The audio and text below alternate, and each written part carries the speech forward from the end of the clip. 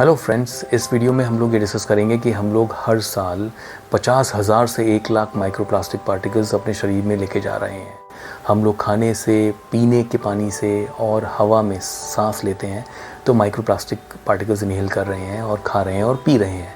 तो कैसे हम इन चीज़ों से बच सकते हैं, क्यों ऐसा हो रहा है, ये मैं आपको इस छोटे से 3 से 4 मिनट के वीडियो में बताऊंगा। प्लीज़ इस वीडियो को सब्सक्राइब कीजिएगा, लाइक कीजिएगा और शेयर कीजिएगा। माउंट एवरेस्ट हो या ओशन हो, डीप ओशन हो, प्लास्टिक हर जगह। प्लास्टिक कंटेमिनेशन हमारे लिए पानी से लेकर खाने और हवा तक फैला हुआ है। हम बात करेंगे पहले कि पानी का कंटेमिनेशन कैसे हो रहा है, वाटर कंटेमिनेशन प्लास्टिक से कैसे होता है। तो जैसा आप जानते होंगे कि सिंथेटिक मैन मेड फाइबर्स जो हैं क्लोथ्स के, वो कॉटन को अगर आप अलग कर दें या लिनन को आप अलग कर दें तो उसके अलावा जो पॉलिएस्टर या नायलॉन है, it's sort of a plastic by product.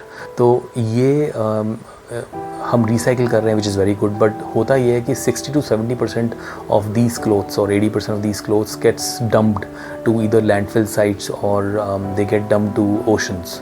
अब जब एक तो ये कंटेमिनेशन ऑफ सॉइल कर रहा है, और जब ये सॉइल में या लैंडफिल साइट्स में सालों तक पड़े रहते हैं तो इनका अल्ट्रावायलेट रेडिएशंस की वजह से डिग्रेडेशन होता है, जिसकी वजह से हमारी सॉइल की लाइफ साइकिल ख़राब होती है, प्लांट लाइफ साइकिल ख़राब होती है और ये माइक्रोप्लास्टिक्स में ब्रेक डाउन होते हैं, डिग्रेड होते हैं, they break down to microplastic particles.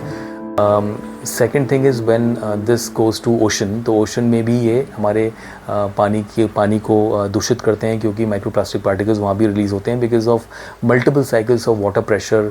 कई केमिकल्स होते हैं जैसे क्लोरीन का ऐड होना है, ये भी एक अपने आप में डिग्रेडेशन का रिजल्ट होता है।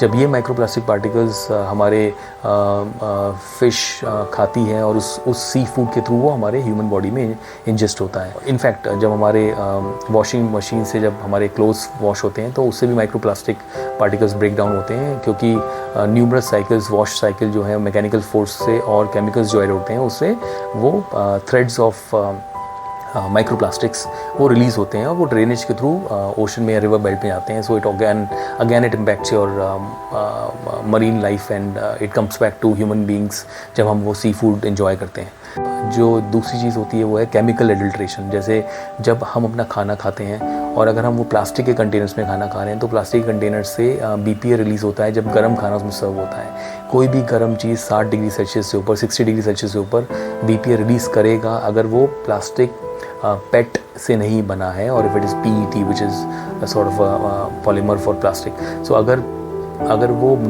BPA फ्री नहीं है प्लास्टिक तो उससे BPA रिलीज़ होगा which is harmful for your health. So वो चीज़ आपको ध्यान रखनी है कि आपको गर्म खाना मिट्टी के बर्तन में, कांच के, या फिर आप स्टील के बर्तन में आप उसे खाएं, आयरन में खाएं के कंटेनर्स में लें, ना कि प्लास्टिक में। दैट्स जब बात आती है पीने के पानी की, तो पीने के पानी में कैसे हमारा वाटर बेल्ट इम्प्योर होती है मैंने बताया आपको। पर जो पैकेज्ड वाटर बॉटल्स हैं ये सबसे बड़ा एक फैक्टर है जिससे हम पानी पीते हैं। अभी काफ़ी स्टडीज़ आई हैं जिसमें कि ये बताया गया है कि माइक्रो प्लास्टिक पार्टिकल्स पाए गए हैं ज़्यादातर सारी कंपनीज़ के प्लास्टिक के बॉटल्स में, जो पैकेज वाटर बॉटल्स होती हैं। सो हमें ये ध्यान रखना है कि हम जो घर का पानी लेके जाएं स्टील के उसमें बॉटल्स में और इवन ग्लास के बॉटल्स में, बिकॉज़ पैकेज्ड वाटर बॉटल्स के प्रोडक्शन प्रोसेस में और ट्रांसपोर्टेशन प्रोसेस में एयर कंडीशन व्हीकल्स तो यूज़ होते नहीं हैं।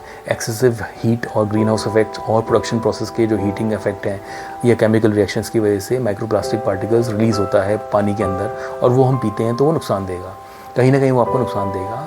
BPA भी रिलीज़ होता है, तो इसलिए घर का पानी लेके जाएं।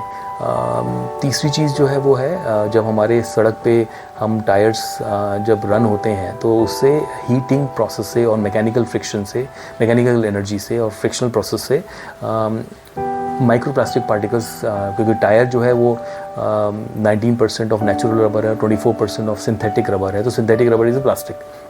सो माइक्रोप्लास्टिक पार्टिकल्स वहाँ से भी रिलीज़ होते हैं और वो एयर अब्रेशन प्रोसेस में, विंड अब्रेशन प्रोसेस के थ्रू एयर में और डस्ट पार्टिकल्स में मिक्स होते हैं। तो कोशिश करें जब आप हाईवे पर ट्रैवल कर रहे हैं या सड़कों पर हैं तो आप मास्क यूज़ करें, so that you can get rid of those microplastic particles to an extent. So ये कुछ चीज़ें हैं जो आप ध्यान रख सकते हैं कि ईटिंग और ड्रिंकिंग और इनहेलिंग के टाइम पर हम लोग प्लास्टिक्स कैसे ले रहे हैं, उसको कैसे अवॉइड कर सकते हैं।